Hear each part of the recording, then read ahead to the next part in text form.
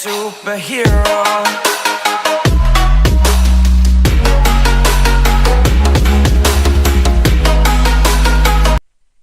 Perhaps one of the main differences with regards to the fatality rate between the United States and Germany has to do with the amount of aggressive driving and road rage in each country. Though the US clamps down a lot on speed, Germany affords its attention to aggression, which seems to be doing very well for them.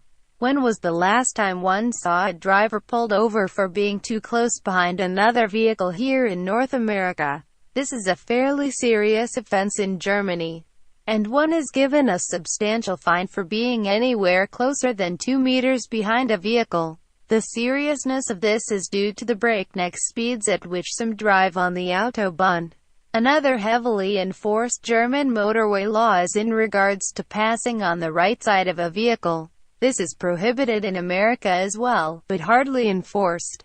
In Germany, on the Autobahn, the left lane is the fast lane, and the right lane is the slightly less fast lane. Even just these two pieces of legislature, coupled and topped with the law against honking or taking any sort of aggressive action against another motorist, have led to at least a quarter of that difference in fatality rates between the US and Germany. As seen already, the injury and fatality rate of the German Autobahn is staggeringly low, and this is a freeway with a very high speed limit, looked at as more of a suggestion, and several sections that are completely speed limit free, expecting minimum speed limits. In the United States of America, there is a great degree of control over speed limits, and an even greater degree of monitoring in order to enforce these limits. But based on the same length of freeway, just how does the fatality rate compare Germany to the US? Well, in Germany there are 2.7 fatalities per billion kilometers annually. In the United States, 4.5 fatalities per billion. This is nearly double the amount of fatalities. What is so staggering about that is with nearly double the amount of fatalities as the Autobahn, the US also has perhaps double the amount of strict regulation on speed limits. To be fair though, the process of getting a German driver's license does, in every way, make for a better driver than that of American licensing process. Given the insanely microscopic scale of injuries that occur on the Autobahn, one might expect then that collisions end up more frequently in fatality, rather than injury. And perhaps that's why the injury stat is so low. But that is simply not the case. In fact, since the 1970s, fatalities on the Autobahn have been steadily decreasing. Sure, there have been some occasional spikes in fatalities over the past couple of years, but still it remains low by comparison to decades past. There were 945 deaths on the Autobahn in 1970. To be fair, there was a peak in 1991 with 1,500 deaths, but since the new millennium, vehicular fatalities on the Autobahn have dropped from just below 1,000 to barely over 400. Given the number of collisions per year, matched with the injury statistic per billion kilometers, this death rate is extremely low for a freeway. This is very likely due to not only the maintenance of the roadway itself, but also of the driver's skills. Now, one might be inclined to say that 50 collisions per day, on 13,000 kilometers of freeway, is actually quite a lot. Let's say that one makes this assertion. Regardless of this notion, the injury rate equated with these collisions is so slim as to render it almost completely unknown. The injury rate, per billion kilometers, is no more than 0.08. To put that into perspective, that is approximately 621,371,192 miles. So slim is the injury rate that it seems like the only time injuries occur on the Autobahn are when it is closed for drag racing, circa 1938, or when there are massive pileups. Another way to put that sheer scale of measurement into perspective is this: one could fit almost 77 complete German Autobahns within 1 billion kilometers of road. Given the number of accidents on only one Autobahn, the scale of injury should be incredibly higher. Instead, it is virtually nothing. Since the 1920s, a condition called highway hypnosis has been studied, and has been used as defense for many a collision. The idea is that on long stretches of highway, one's mind can become somewhat dulled, and goes into a subconscious state whereby it can still control the vehicle and conduct general safe driving practices, but loses ability to properly deal with the unexpected, while one's mind wanders elsewhere consciously. It is a wonder that anyone managed to win a suit with this sort of ridiculous reasoning. But all the same, it is a supposedly actual occurrence.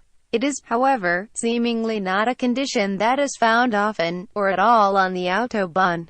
There is no record to be found of a driver claiming highway hypnosis as reason for a collision or accident. It might just so happen to highway hypnosis is just a cover for those who decide not to pay attention to their surroundings, but all the same, this condition seems to be related far more to American vehicular incidences, and is devoid in the lexicon of German motoring. Perhaps yet another reason why the Autobahn is a statistically safer freeway than most. Okay, so this did not occur on the Autobahn, but it does enter into the statistical probability of being more likely in a collision when off the Autobahn, than on it.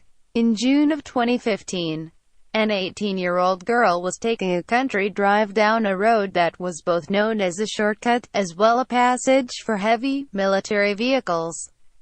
The road is indeed translated to be called Tank Ring Street in English. So perhaps this girl had it coming, and details are a bit fuzzy as to how she could turn onto the street and not notice a tank.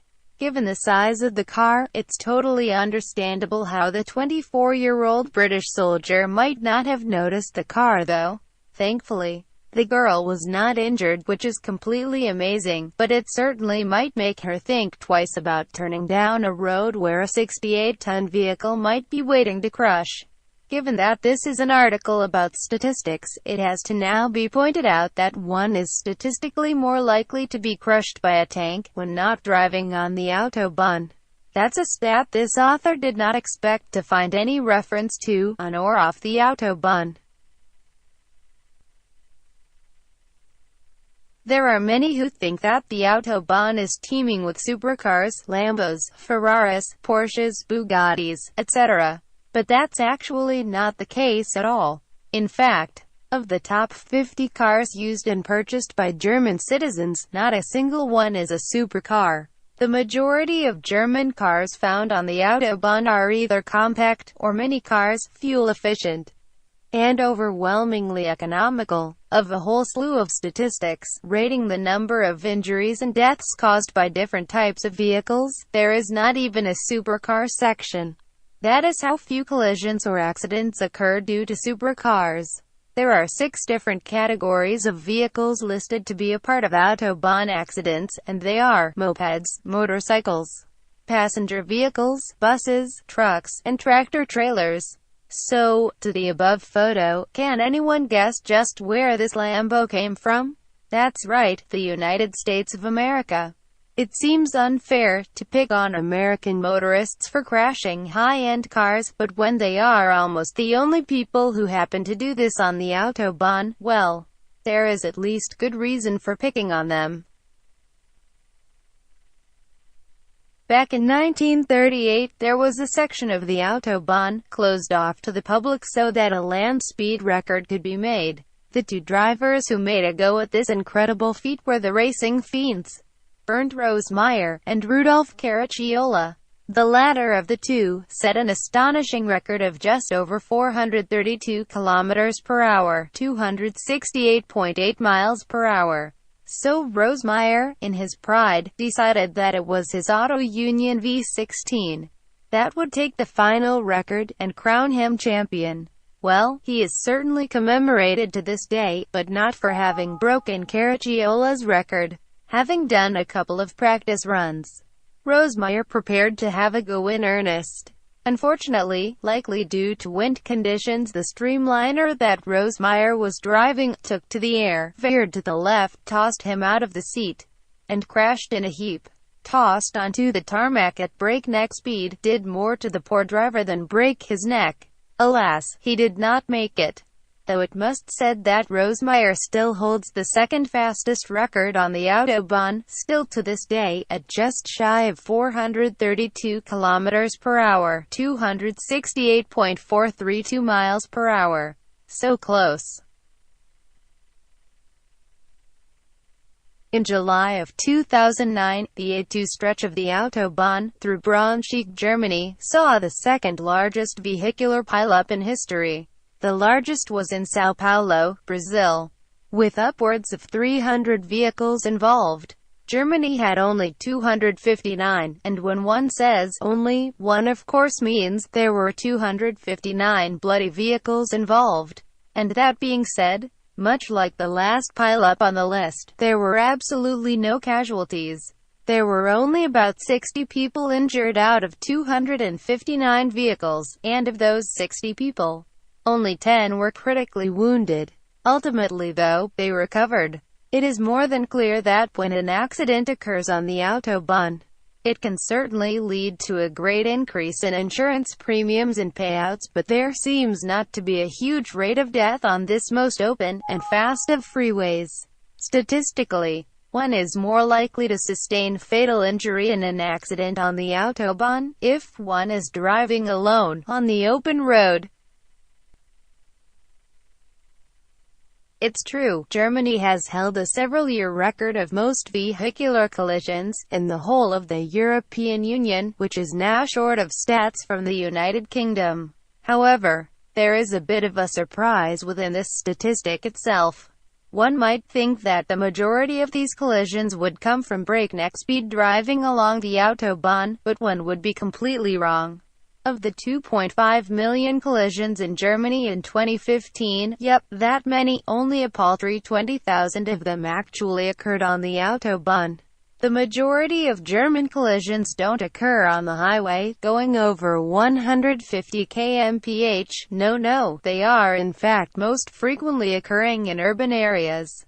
So this is like to include fender benders, T-boning at intersections, and trotting over pedestrians and cyclists. Indeed, even the most injuries from collisions come from urban areas as well. So in terms of any worry one might have about getting hurt on the Autobahn, statistically, there is a very slim chance of finding oneself in a collision there, and if so, a slimmer chance of being injured.